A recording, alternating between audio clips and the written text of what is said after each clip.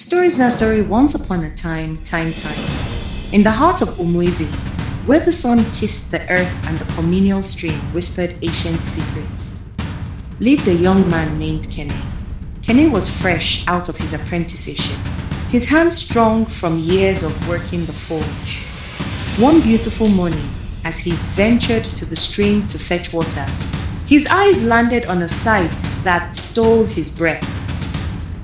There, amidst the gentle lapping of the water, was a girl unlike any he had ever seen.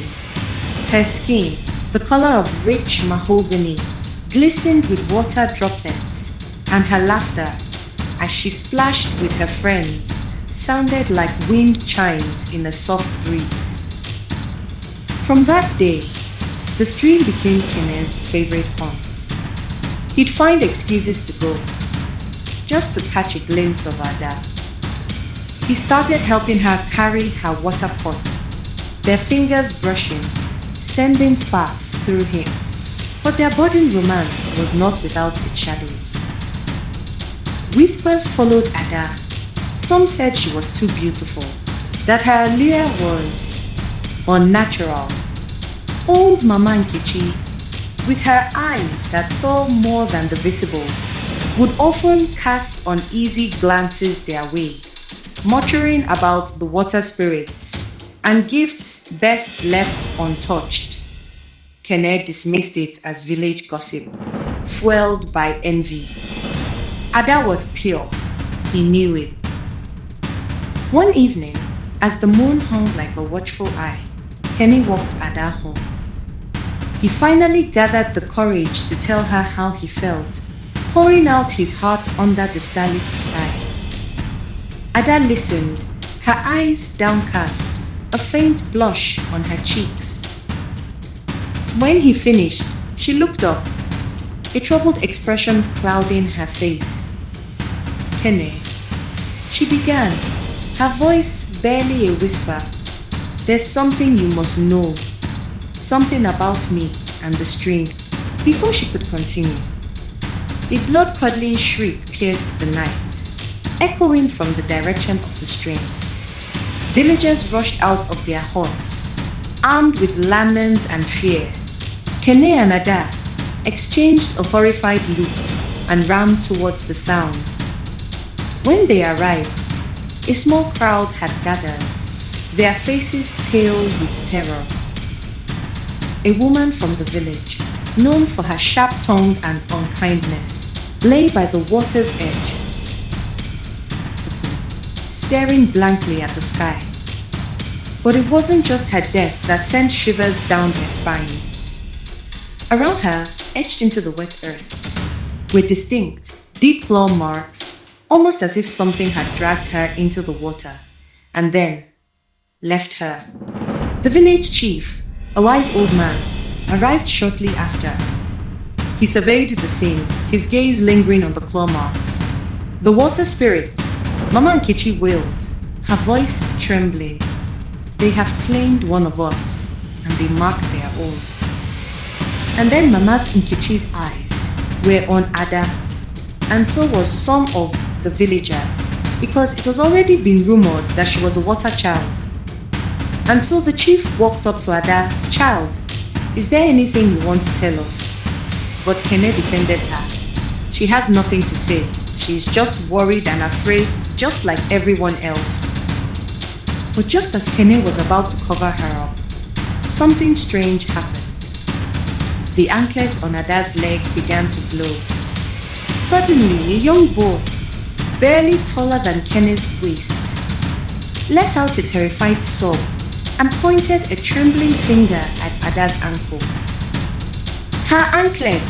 He shrieked. It glowed. Ada flinched, her gaze darting from the chief to Kene, then to the terrified faces of the villagers.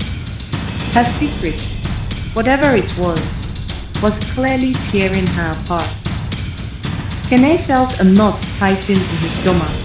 He loved her, but the seed of doubt, planted by Mama Nkechi and watered by this gruesome sin, was beginning to sprout.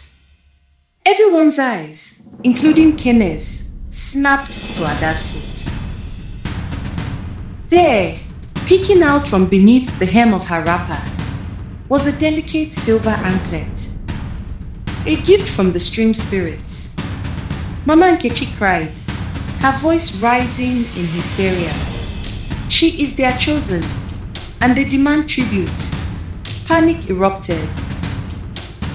The villagers, fueled by fear and superstition, began to back away from Ada, their whispers turning into angry murmurs. Kene felt Ada press against him, her breath shallow. He could feel her fear, and for a fleeting moment, he questioned everything. Was this beautiful, enchanting girl truly connected to something ancient and dangerous? Ada, tell them, Kene urged, his voice low, his heart pounding. Tell them what you were going to tell me. Ada swallowed hard, tears welling in her eyes. She looked at Kene, then at the chief, then swept her gaze across the hostile faces of the villagers. Ada, I was born by this stream, she stammered, her voice trembling. My mother told me I was a miracle, found by the water, given to her because she could not bear children. The anklet, it was always there. She pulled up the hem of her wrapper, revealing the intricate silver piece, now dull and ordinary in the moonlight. It glows only when the stream is disturbed or when I am in great fear. The villagers whispered and murmured a child of the stream. It was a story from ancient times beneath. But the anklet, the sudden death, the claw marks, it was all too real. The chief, however, remained calm, his eyes fixed on Ada. A gift from the stream, you say? A child of the water. He turned to Ada, taking her trembling hand. We will find out what happened, Ada. Together, Ada looked at him, her eyes wide with a mixture of fear and something akin to hope. But just as Kene squeezed her hand, the waters became more troubled. It shook its waves, troubling itself and leaving the villagers in more fear. The churning water of the stream seemed to boil with an unseen fury.